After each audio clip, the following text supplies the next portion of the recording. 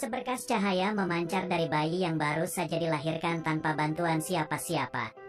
Ya Allah, seru Ismail, anakku, Rabiah, telah datang membawa sinar yang akan menerangi alam di sekitarnya. Lalu Ismail menggumam, amin. Tetapi berkas cahaya yang membungkus bayi kecil itu tidak membuat keluarganya terlepas dari belitan kemiskinan. Pada suatu hari seorang lelaki datang kepada Rabiah dan bertanya, saya ini telah banyak melakukan dosa. Maksiat saya bertimbun melebihi gunung-gunung. Andai kata saya bertobat, apakah Allah akan menerima tobat saya? Tidak, jawab Rabiah dengan suara tegas. Pada kali yang lain seorang lelaki datang pula kepadanya. Lelaki itu berkata, seandainya tiap butir pasir itu adalah dosa, maka seluas gurunlah tebaran dosa saya. Maksiat apa saja telah saya lakukan, baik yang kecil maupun yang besar. Tetapi sekarang saya sudah menjalani tobat. Apakah Tuhan menerima tobat saya? Pasti, jawab Rabiah tak kalah tegas.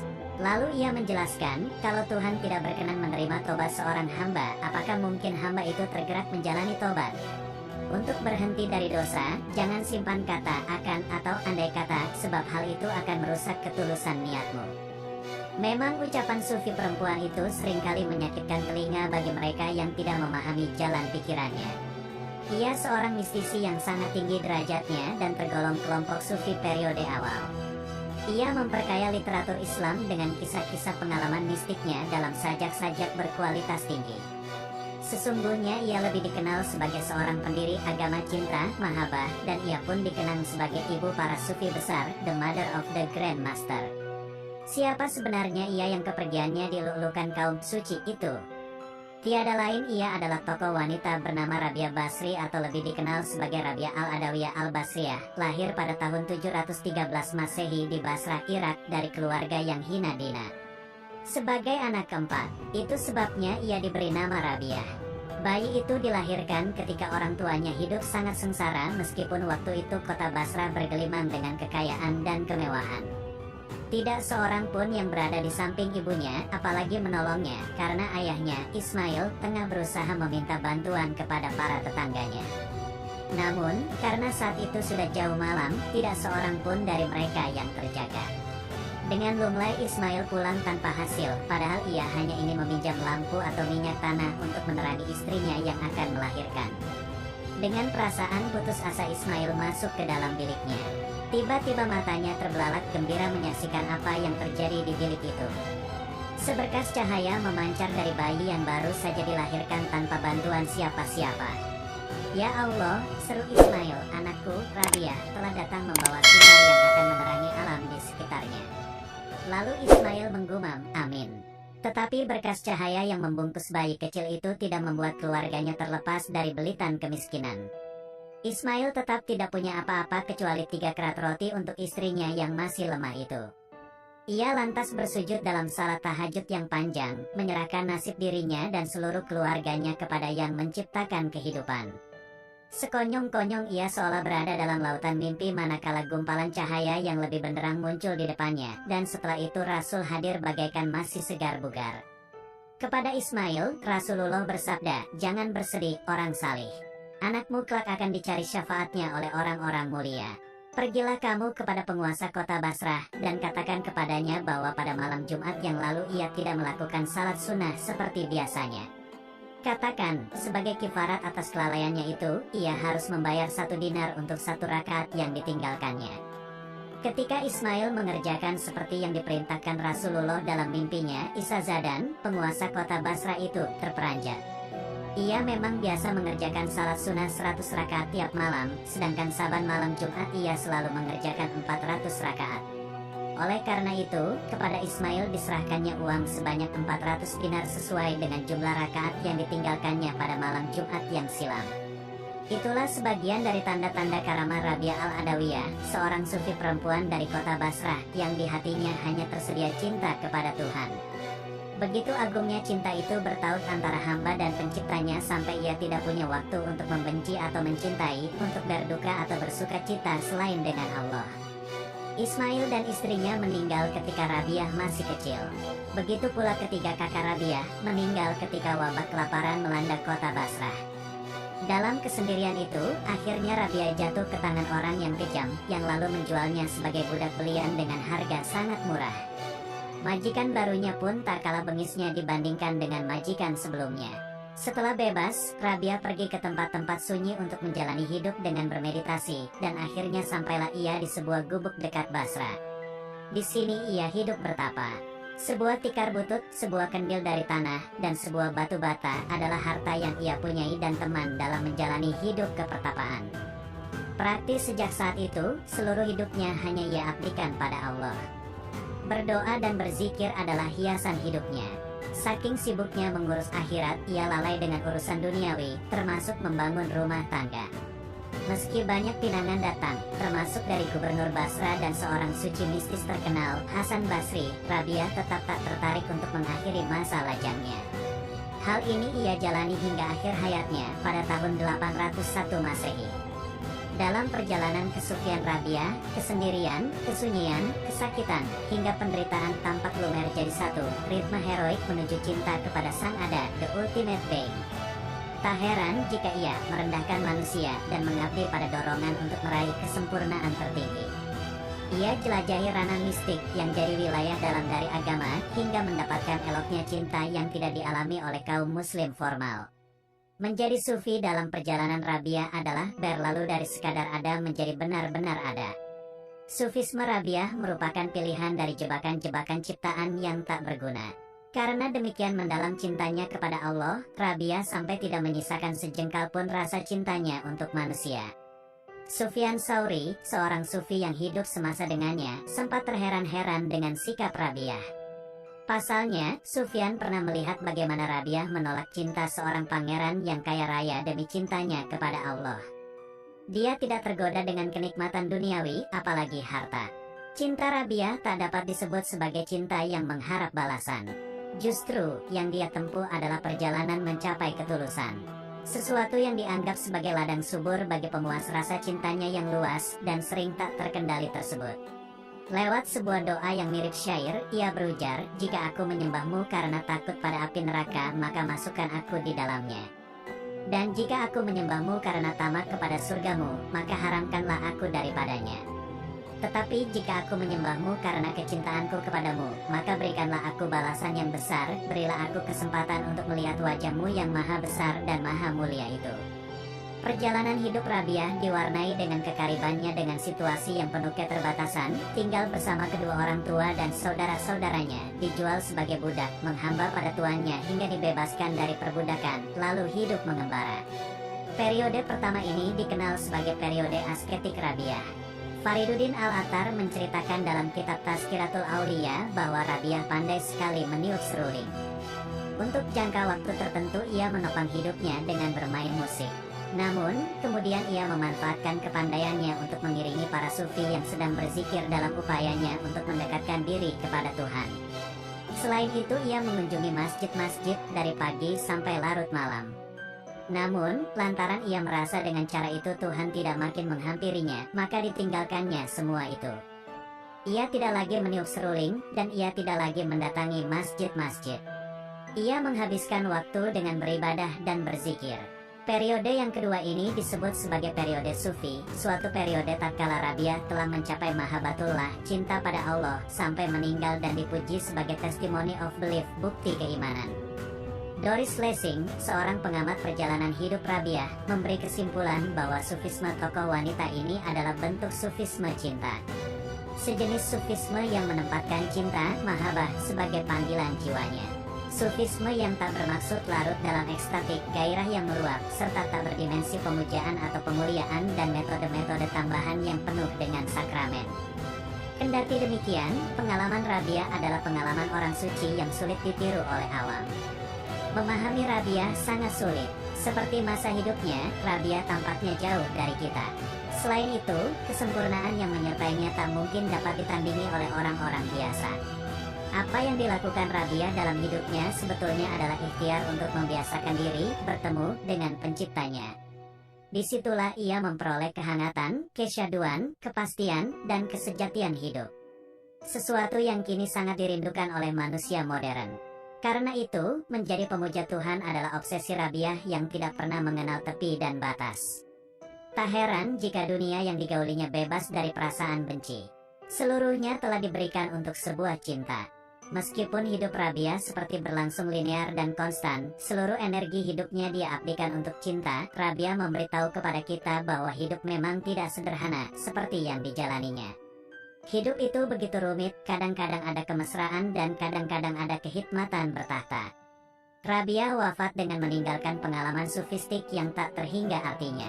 Hikmah yang ditinggalkan sangat berharga dan patut kita gali sebagai makrifat hidup. Menarik kita simak beberapa doa Rabiah yang dipanjatkan pada waktu larut malam di atas atap rumahnya. Oh Tuhanku, bintang-bintang bersinar gemerlapan, manusia telah tidur nyenyak, dan raja-raja telah menutup pintunya. Tiap orang yang bercinta sedang asyik masuk dengan kesayangannya, dan disinilah aku sendirian bersama engkau. Jika fajar telah merekah dan serat-serat cahaya menebari cakrawala, Rabiah pun berdoa dengan khusyuk. Ya Ilahi, malam telah berlalu, dan siang menjelang datang. Aduhai, seandainya malam tidak pernah berakhir, alangkah bahagianya hatiku sebab aku dapat selalu bermesra-mesra denganmu. Ilahi, demi kemuliaanmu, walaupun kau tolak aku mengetuk pintumu, aku akan senantiasa menanti di depan pintu karena cintaku telah terikat denganmu. Lantas, jika Rabiah membuka jendela kamarnya, dan alam lepas terbentang di depan matanya, ia pun segera berbisik. Tuhanku, ketika ku dengar marga satwa berkicau dan burung-burung mengepakkan sayapnya, pada hakikat mereka sedang memujimu. Pada waktu ku dengar desauan angin dan gemericik air di pegunungan, bahkan manakala guntur menggelegar, semuanya kulihat sedang menjadi saksi atas keesaanmu. Tentang masa depannya ia pernah ditanya oleh Sufyan Tsauri, apakah engkau akan menikah kelak? Rabiah mengelak, pernikahan merupakan kewajiban bagi mereka yang mempunyai pilihan. Padahal aku tidak mempunyai pilihan kecuali mengabdi kepada Allah. Bagaimanakah jalannya sampai engkau mencapai martabat itu? Karena telah kuberikan seluruh hidupku, ujar Rabiah. Mengapa bisa kau lakukan itu, sedangkan kami tidak? Dengan tulus Rabiah menjawab, sebab aku tidak mampu menciptakan keserasian antara perkawinan dan cinta kepada Tuhan.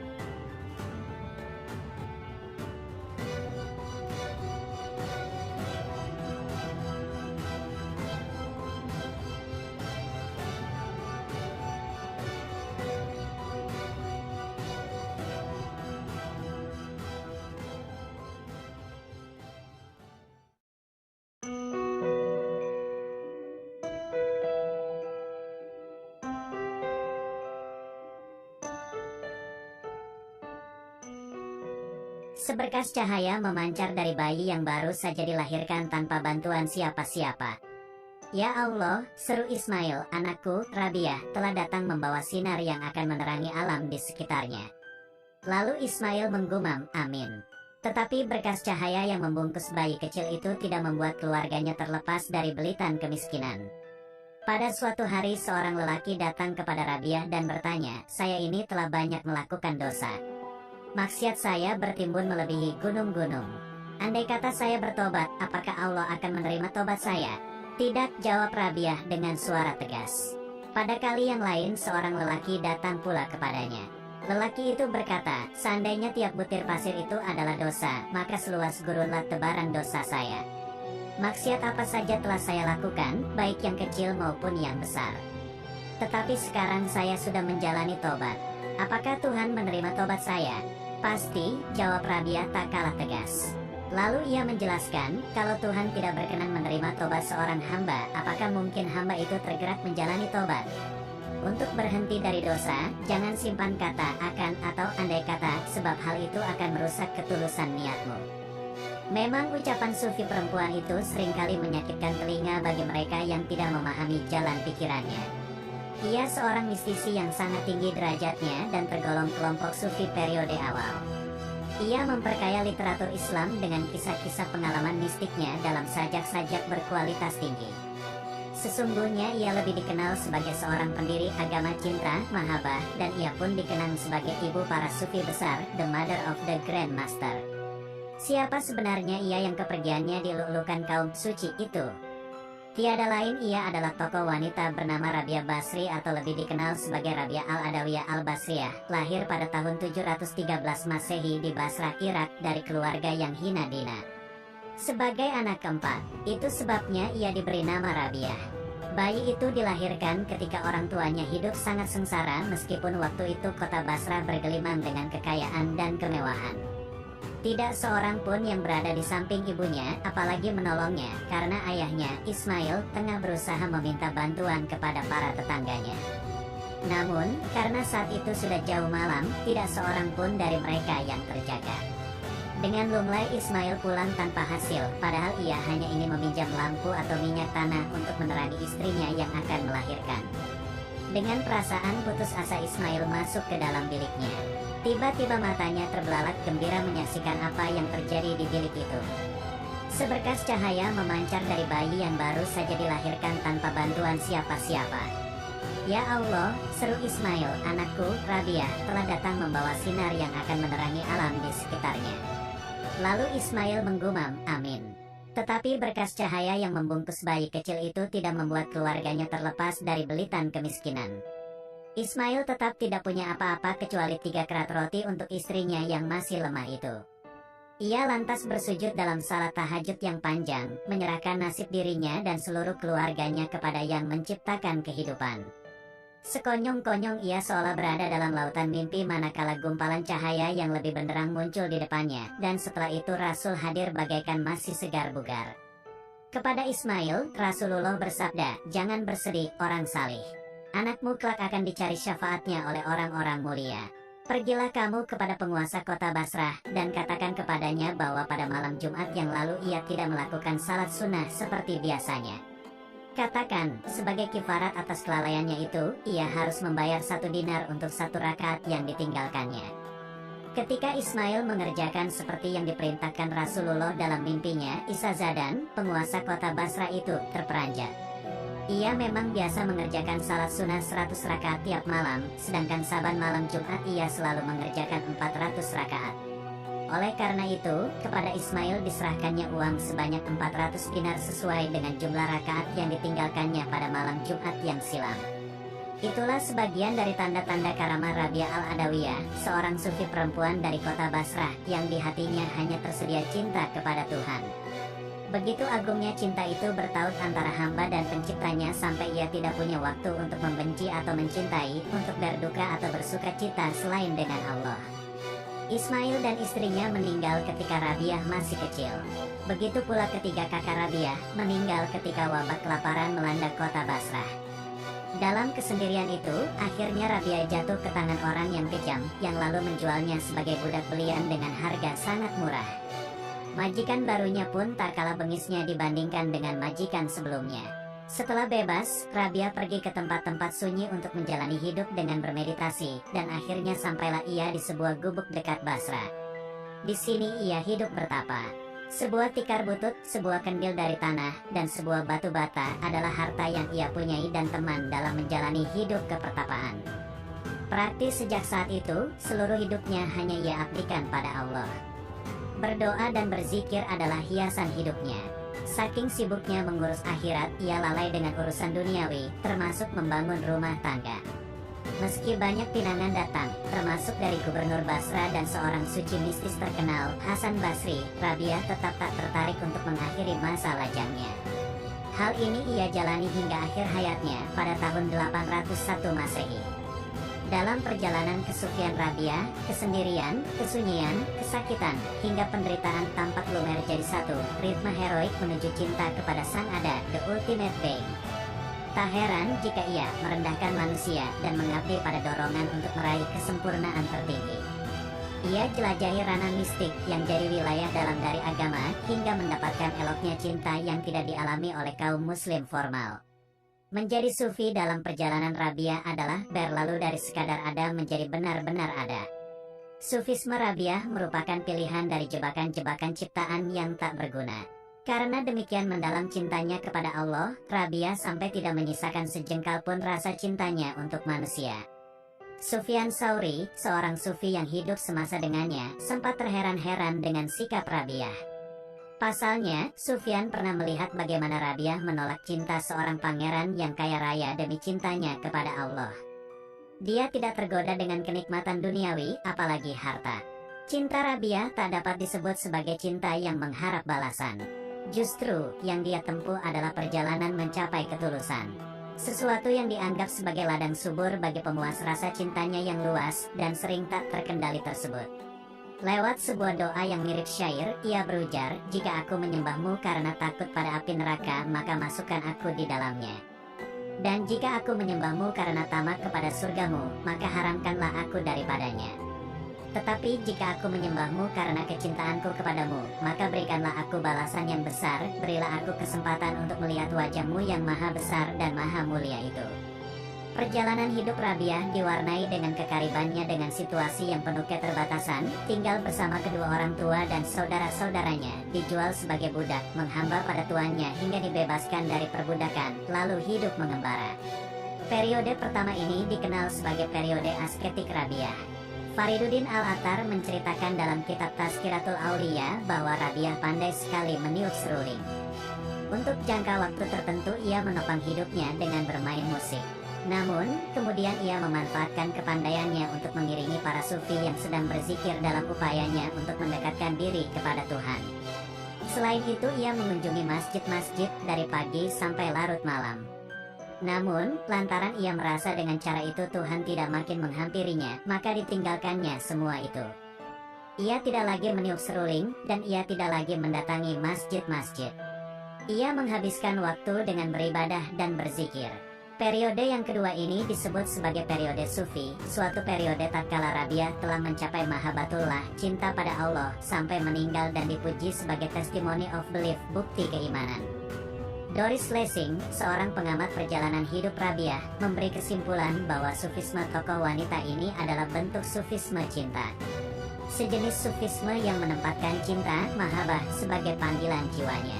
Sufisme yang tak bermaksud larut dalam ekstatik, gairah yang meluap, serta tak berdimensi pemujaan atau pemuliaan dan metode-metode tambahan yang penuh dengan sakramen. Kendati demikian, pengalaman Rabiah adalah pengalaman orang suci yang sulit ditiru oleh awam. Memahami Rabiah sangat sulit. Seperti masa hidupnya, Rabiah tampaknya jauh dari kita. Selain itu, kesempurnaan yang menyertainya tak mungkin dapat ditandingi oleh orang-orang biasa.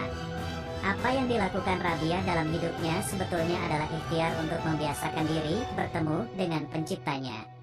Disitulah ia memperoleh kehangatan, kesyaduan, kepastian, dan kesejatian hidup. Sesuatu yang kini sangat dirindukan oleh manusia modern. Karena itu, menjadi pemuja Tuhan adalah obsesi Rabiah yang tidak pernah mengenal tepi dan batas. Tak heran jika dunia yang digaulinya bebas dari perasaan benci. Seluruhnya telah diberikan untuk sebuah cinta. Meskipun hidup Rabiah seperti berlangsung linear dan konstan, seluruh energi hidupnya dia abdikan untuk cinta. Rabiah memberitahu kepada kita bahwa hidup memang tidak sederhana seperti yang dijalaninya. Hidup itu begitu rumit, kadang-kadang ada kemesraan dan kadang-kadang ada kehikmatan bertahta. Rabiah wafat dengan meninggalkan pengalaman sufistik yang tak terhingga artinya. Hikmah yang ditinggalkan sangat berharga dan patut kita gali sebagai makrifat hidup. Menarik kita simak beberapa doa Rabiah yang dipanjatkan pada waktu larut malam di atas atap rumahnya. "Oh Tuhanku, bintang-bintang bersinar gemerlapan, manusia telah tidur nyenyak, dan raja-raja telah menutup pintunya, tiap orang yang bercinta sedang asyik masuk dengan kesayangannya, dan disinilah aku sendirian bersama engkau." Jika fajar telah merekah dan serat-serat cahaya menebari cakrawala, Rabiah pun berdoa dengan khusyuk. "Ya Ilahi, malam telah berlalu, dan siang menjelang datang. Aduhai, seandainya malam tidak pernah berakhir, alangkah bahagianya hatiku sebab aku dapat selalu bermesra-mesra denganmu. Ilahi, demi kemuliaanmu, walaupun kau tolak aku mengetuk pintumu, aku akan senantiasa menanti di depan pintu karena cintaku telah terikat denganmu." Lantas, jika Rabiah membuka jendela kamarnya, dan alam lepas terbentang di depan matanya, ia pun segera berbisik. "Tuhanku, ketika ku dengar marga satwa berkicau dan burung-burung mengepakkan sayapnya, pada hakikat mereka sedang memujimu. Pada waktu ku dengar desauan angin dan gemericik air di pegunungan, bahkan manakala guntur menggelegar, semuanya kulihat sedang menjadi saksi atas keesaanmu." Tentang masa depannya ia pernah ditanya oleh Sufyan Tsauri, "Apakah engkau akan menikah kelak?" Rabiah mengelak, "Pernikahan merupakan kewajiban bagi mereka yang mempunyai pilihan. Padahal aku tidak mempunyai pilihan kecuali mengabdi kepada Allah." Bagaimanakah jalannya sampai engkau mencapai martabat itu? Karena telah kuberikan seluruh hidupku, ujar Rabiah. Mengapa bisa kau lakukan itu, sedangkan kami tidak? Dengan tulus Rabiah menjawab, sebab aku tidak mampu menciptakan keserasian antara perkawinan dan cinta kepada Tuhan.